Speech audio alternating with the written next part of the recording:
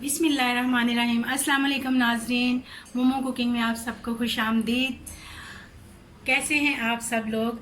आज मैं आपके साथ बड़ी ही मज़ेदार किस्म की डिफरेंट स्टाइल की कैरमल खीर की रेसिपी शेयर करने जा रही हूँ। तो चलिए आइए इसको बनाना शुरू करते हैं। उसके लिए मुझे जिन चीज़ों की ज़रूरत है, 2 किलो दूध, इसके अंदर मैंने आधा लीटर पानी डाल के इसको बॉयल कर लिया है। चावल आधा कप 2 घंटे के लिए भिगो के रख दिए थे। चीनी आधा कप, आप अपने टेस्ट के हिसाब से कम या ज़्यादा कर सकते हैं। घी 1 टेबल स्पून, केवड़ा एसेंस 2 से 3 कतरे, नारियल 2 टेबल स्पून इस तरह से स्लाइसिस में कटा हुआ, किशमिश 2 टेबल स्पून, 7 से 8 अदद बादाम इस तरह मैंने काट लिए हैं। ये कुछ बादाम ऐसे 12 से 14 अदद बादाम हैं जिनको पानी में, गर्म पानी में 2 घंटे के लिए भिगो के तो इसको छील के रख लिया है। नमक 1 चुटकी, खोया आधा कप, इलायची 6 से 7 अदद इस तरह से थोड़ी थोड़ी इसको खोल लेना है आपने। ये खोपरे का बुरादा है जो नारियल का बुरादा कहलाता है। इसको मैंने कलर दिया है इस तरह से कि कुछ ड्रॉप्स पानी के इसके ऊपर डाल के फिर इसके ऊपर चुटकी कलर डाला है ग्रीन और इधर रेड। इसको भी इसी तरह 2-3 ड्रॉप पानी के डाल के फिर हाथ की मदद से, ये देखें आप नाज़रीन देख सकते हैं अभी भी मेरे हाथ पे ये कलर लगा हुआ है। तो ऐसे हाथ की मदद से इसको मैंने कलर दिया है। बाज़ार में तो ये केमिकल वगैरह लगा के करते हैं, लेकिन घर में डेकोरेशन के लिए ये इस तरह ये बेस्ट तरीका है। पानी 1 लीटर। बिस्मिल्लाहिर्रहमानिर्रहीम। चलिए नाज़रीन इसको बनाना शुरू करते हैं खीर को। सबसे पहले एक पैन रखा है, इसके अंदर मैं ये 1 लीटर पानी डाल दूंगी और ये जो 1 चुटकी नमक था ये भी डाल दूंगी।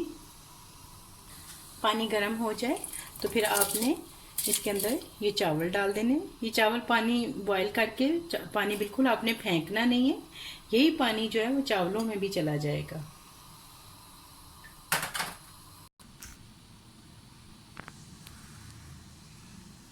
ये देखिए नाज़रीन, ये मैंने तकरीबन 4 टेबल स्पून ये दूध लिया है।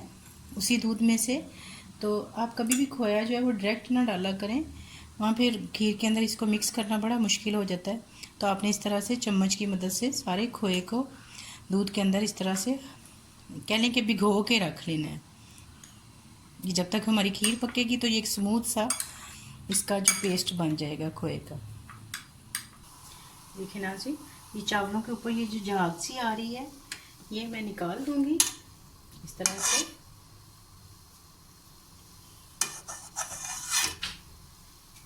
और ये जो 1 लीटर पानी मैंने डाला है, इसमें ये नहीं आपने करना कि बस चावल बॉयल हो गए तो हमने खीर में डाल देने। इसमें पकते रहें चावल जब तक चावल अच्छी तरह से, तकरीबन ये पानी जो है ये सूख के आधा लीटर रह जाए, इतना आपने इन चावलों को बॉयल करना है।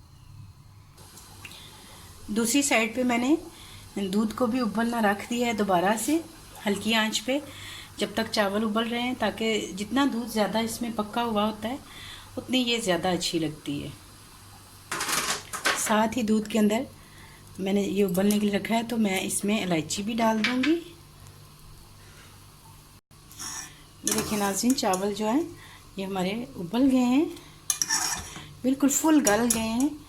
तो अब इस स्टेज पे मैं क्या करूँगी कि इस बीटर की मदद से मैं इनको अच्छी तरह से इस तरह से फेंट लूँगी अच्छी तरह से। इससे क्या होगा कि जो चावल हमारे साबुत चावल थे, लंबे थे, वो मैं आपको दिखाती हूँ अभी कि वो किस तरह से मिक्स से हो गए, ताकि हमें खीर में इनको दोबारा से मिक्स ना करना पड़े।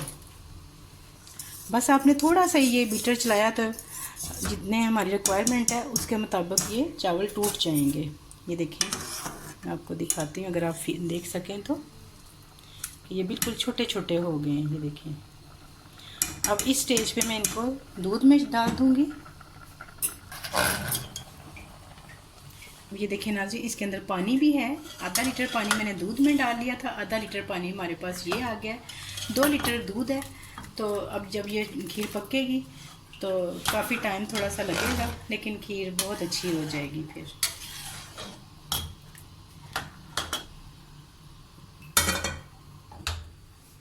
अब इसको हम हल्की आंच पे पकने देंगे। आपने इसका पहरा जो लगाते हैं ना, वो खीर पे लगा के रखना है, क्योंकि आपने ज़रा सा इससे इधर उधर हो जाएंगे तो ये गिरने का डर होता है। इसलिए आपने मुसलसल इसका चम्मच भी हिलाते रहना है। जब बिल्कुल पकने में लग जाएगी फिर मैं आपको बताऊंगी कि किस स्टेज पे आपने इसको हल्का चूल्हा करके, तो भले आप फिर आराम से बैठ जाएं। ये देखिए नाज़रीन, इस तरह से खीर में बॉयल आने लग जाए तो आपने इसको मीडियम हीट पे कर देना है। ये देखें बिल्कुल मीडियम सी आंच है। तो और आपने इसके ऊपर ढक्कन कभी नहीं देना खीर बनाते हुए, वरना उससे फिर खीर जो है एकदम से उबल के बाहर आ जाती है। कुछ इस वजह से भी इसकी पहरेदारी ज़रूरी होती है कि कोई चीज़ इसमें, आपने खुला बर्तन रखा होता है तो कोई पकाते हुए कोई चीज़ ना गिर जाए।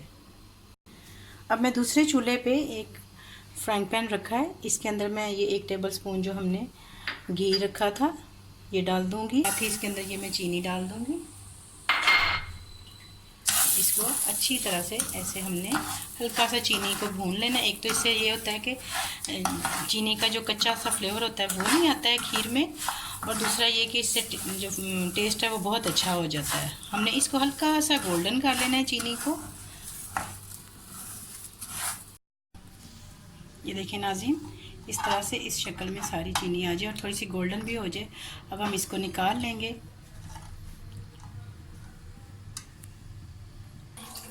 ये देखिए नाज़रीन, आपने जब इसका कैरमल चेक करना है तो ये ठंडे पानी में आपने डालना है और इस तरह से आपने इसको थोड़ी देर इसको रंग देना है और फिर इसको इस तरह से आपने तोड़ के देखना है।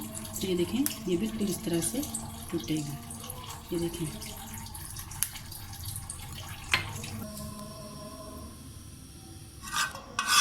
इस तरह से आपने इसको निकाल लेना है और फिर जब ये ठंडी हो जाएगी तो हम इसको क्रश कर लेंगे। इसको नाज़रीन आपने बिल्कुल यक ठंडा होने देना है ताकि इसके उसी तरह से क्रिस्टल की टाइप के कैरमल बन जाएं। ये देखिए नाज़रीन, ये ठंडा हो गया है, अभी ऐसे खाने से भी टूट रहा है। ये देखें, ये देखें कितना अच्छा एक बन गया है। अब इसको मैं थोड़ा सा इस तरह थोड़ा सा तोड़ लूँगी और फिर इसको मैं मिक्सी में डाल के थोड़ा सा ग्राइंड कर लूँगी। इस तरह से आपने इसको क्रश कर लेना है।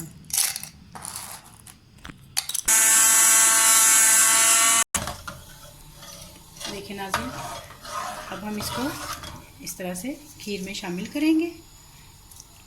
इससे ये होता है कि खीर का कलर भी बहुत खूबसूरत आता है और खाने में भी बहुत मज़े की लगती है।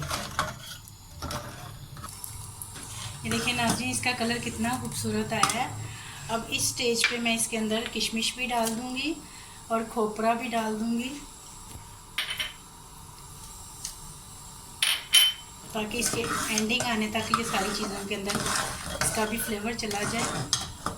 और ये जो बादाम थे ये भी डाल दूंगी। देखिए नाज़रीन, खीर हमारी काफ़ी हद तक गाढ़ी हो चुकी है। अब इस स्टेज पे आपने इसके अंदर के रखा था दूध में खोया वो डाल देंगे।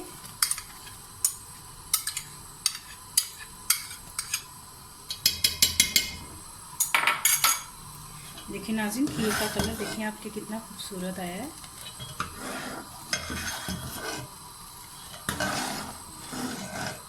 तो इसको फिर से 10-15 मिनट के लिए पकने देंगे। ये देखिए नाज़रीन, खीर हमारी तकरीबन तैयार हो गई है। अब आपने इसको यहाँ पे बहुत ज़्यादा थिक नहीं करना, वो इस वजह से कि जब हम इसको चूल्हे से उतार देते हैं तो इसको इस तरह से पानी के अंदर रख के थोड़ा चम्मच हिलाते रहते हैं ताकि वो अच्छी तरह से उसका मॉइस्चर उड़ जाए और वो ठंडी हो जाए। तो फिर हम उसको किसी बर्तन में डाल के फ्रिज में रखेंगे ठंडा होने के लिए। ये देखिए नाज़रीन, अब इसके ये बबल जो है ऊपर को आने लग गए हैं। यहाँ थोड़ा सा मुहतात होकर आपने काम करना है क्योंकि इसके ये छिट्टे जो होते हैं ये थोड़ा सा जलने का भी डर होता है। ये देखें, इस तरह से इसके बबल ऊपर आने लगे, इसका मतलब है कि खीर हमारी जो है वो रेडी है। अब हम चूल्हा बंद कर देंगे। ये देखिए नाज़रीन, अब मैंने इसको इस तरह नीचे पानी परात में डाल के उसके अंदर मैंने इसको रख लिया। अब इसमें मैं 2 कतरे केवड़ा एसेंस के डाल दूँगी और इसको अच्छी तरह से इस तरह हिलाना है ताकि इसकी सारी जो भाप है वो निकल जाए और खीर ठंडी भी हो जाए। देखिए कितना खूबसूरत कलर आया है, ऐसे लग रहा है कि जैसे कलाकंद या बर्फ़ी डाल के खीर पकाई होती है। ये देखिए नाज़रीन, ये ठंडी हो गई है। अब हम इस तरह से मिट्टी के प्याले में इसको निकाल लेंगे, इससे इसका फ्लेवर और भी ज़्यादा मज़े का हो जाएगा।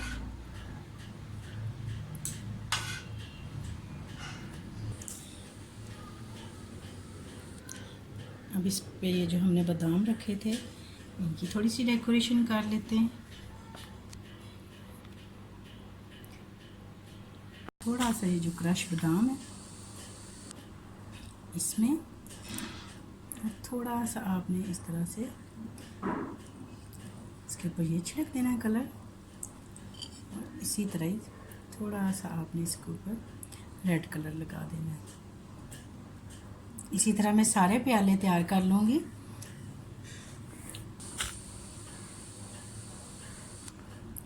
थोड़ा सा खोया भी मैंने बचा लिया था इसकी डेकोरेशन के लिए, वो भी डाल देंगे।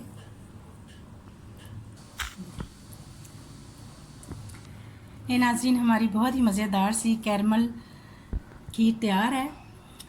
अगर आप लोगों को मेरी रेसिपी अच्छी लगे तो लाइक कीजिएगा, शेयर कीजिएगा, सब्सक्राइब कीजिएगा। अपना बहुत सारा ख्याल रखिएगा और दुआओं में याद रखा करें। और नाज़रीन, एक और बात, अगर आप लोगों को कोई भी रेसिपी आपको मेरे से सीखनी है तो प्लीज़ कमेंट बॉक्स में बताया करें ताकि मैं आपको वो चीज़ बनानी सिखाऊं। और मैं एक दिन पहले ही बता दिया करूँगी कि कल मैं आपकी फरमाइश जो है वो बनाने जा रही हूँ।